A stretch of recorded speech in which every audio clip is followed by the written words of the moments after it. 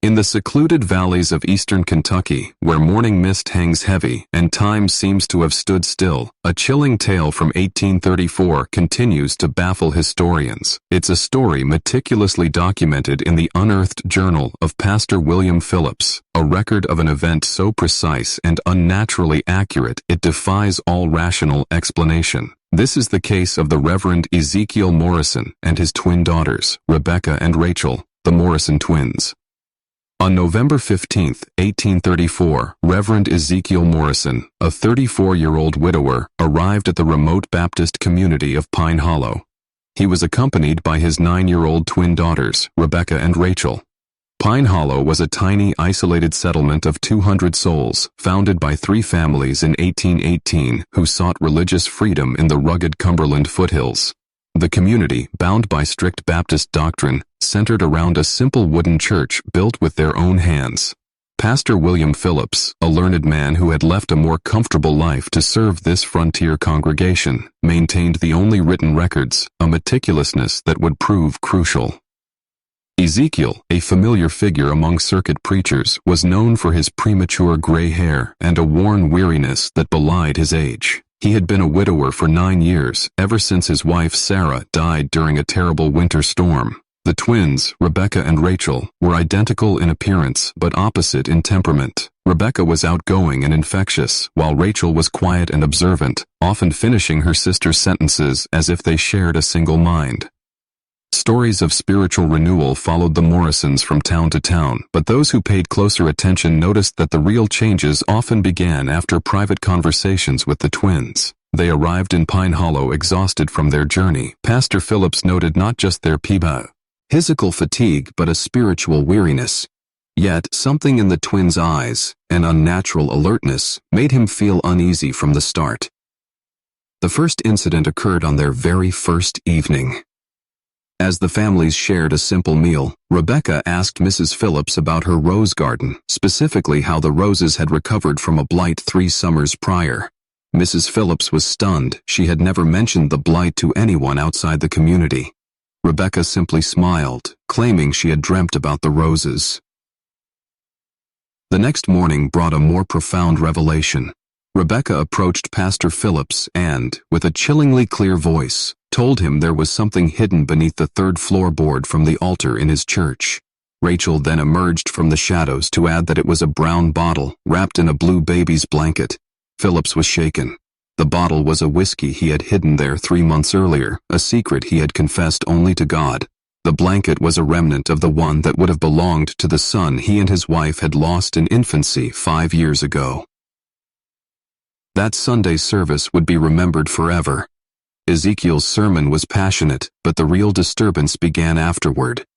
One by one, the twins moved through the congregation, revealing deeply buried secrets with a childlike innocence that made their words even more terrifying. To a respected farmer, they revealed his secret skimming from the church collection. To an elderly widow, they exposed the truth that her husband, long believed dead, had abandoned her and was still alive, living in Missouri. To the local doctor, they mentioned his patients who had died due to his lack of proper training. Each revelation was delivered with stunning accuracy, leaving the congregation in a state of terror and awe. Pastor Phillips watched, horrified, as his orderly community was torn apart by 2 children who seemed to know the unknowable. But it was Rebecca's final statement that would haunt him for the rest of his life. She stood before the altar, her small hand on the wooden cross, and declared, "The Whitman family didn't die in a house fire, did they, Pastor Phillips? They died right here in this very room." The Whitman family tragedy was Pine Hollow's deepest secret.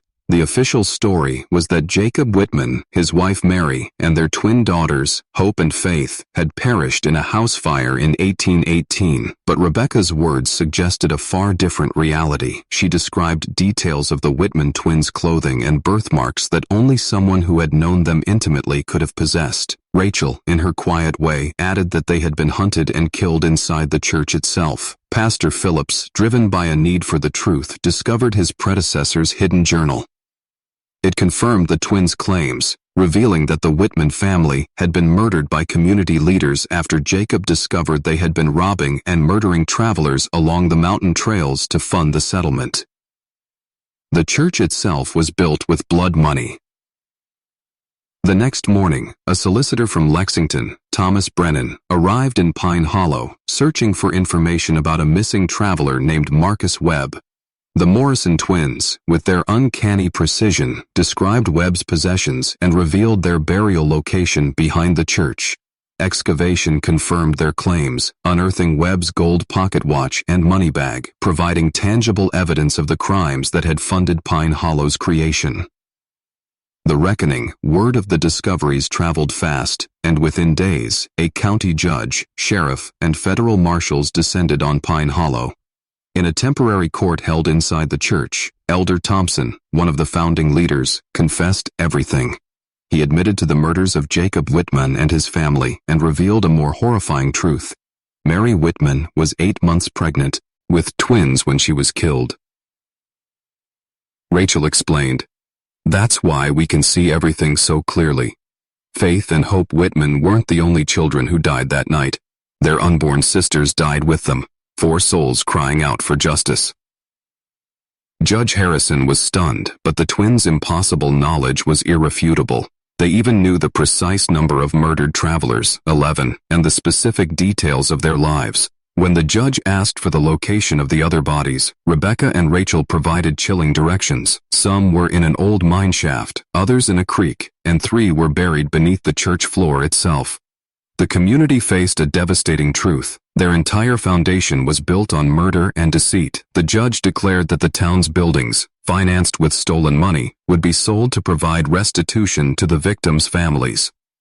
Pine Hollow would effectively cease to exist. As the community began to scatter, Rebecca revealed one final, chilling secret. The crimes didn't stop in 1820. Others had learned the techniques, and the murders were still happening along the trails. The knowledge, she explained, doesn't die with its creators. The Morrison twins eventually vanished from historical records, their fate as mysterious as their abilities. Some believe they continued their father's ministry, serving as instruments of truth. Others suggest they learned to suppress their gift and lived normal lives. Yet, in the remote corners of Appalachia, stories persist of twin sisters who possess knowledge no living person should have, voices for the dead who demand justice. The mystery of their abilities was never solved. Science couldn't explain it, and religious authorities were divided on whether their gifts were divine or something else entirely. What remains is the undisputed historical record of their accuracy. Every detail they revealed about Pine Hollow's crimes was verified. The case of the Morrison twins challenges our fundamental understanding of justice, truth, and the nature of reality itself.